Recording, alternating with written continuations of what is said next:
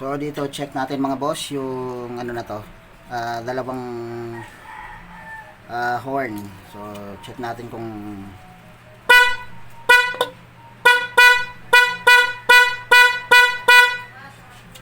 okay.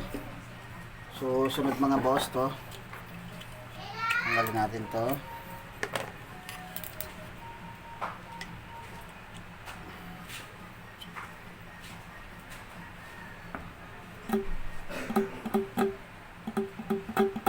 So makikita natin mga boss, wala talaga siya. Yan o. So ngayon papakita ko sa inyo mga boss kung paano natin papaganahin to ulit.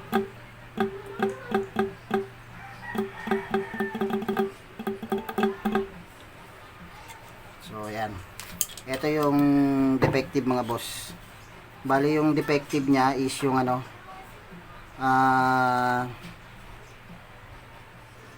yung base mga boss. Check natin yung pagkakaiba nya.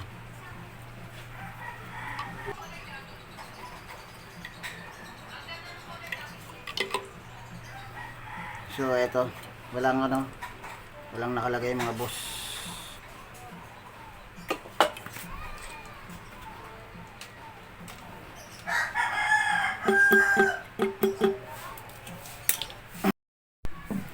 So ito na siya mga boss. Bali yung gagawin natin ay check natin mga boss yung kanyang control. So dito kailangan tanggalin muna natin ito mga boss para ma-check natin yung kanyang control. So ayan, tanggalin lang natin itong pinaka ano nya, pinakabalot nya. So ayan o.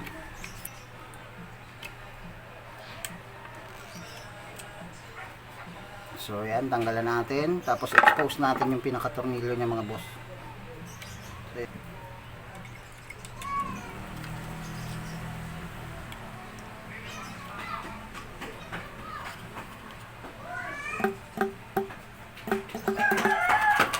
So, wala pa rin siya. Yan natin na counterclockwise mga boss. Yan, luluwagan natin.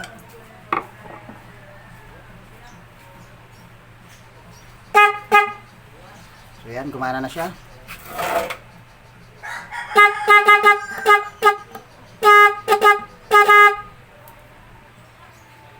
Luwagan natin.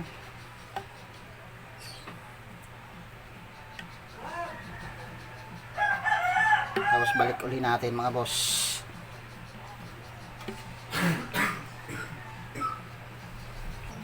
So bali ito mga boss, nagawa na natin mga boss. Okay na siya. In-adjust lang natin, kinontrol natin mga boss yung screw na yan para dyan sa control nya.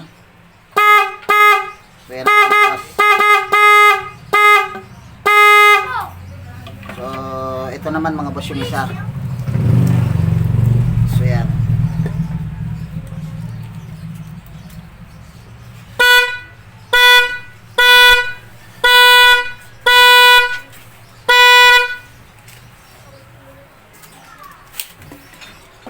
Isa, ito kasi ano siya mga boss, base.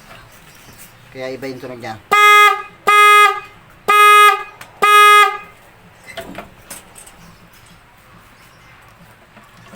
So yan mga boss, okay na. At ginawa natin ng paraan mga boss para hindi masayang o hindi matapon mga boss yung ganitong kasolid na busina mga boss ng P-horn mga boss o piyaya. So okay, ganyan lang mga boss.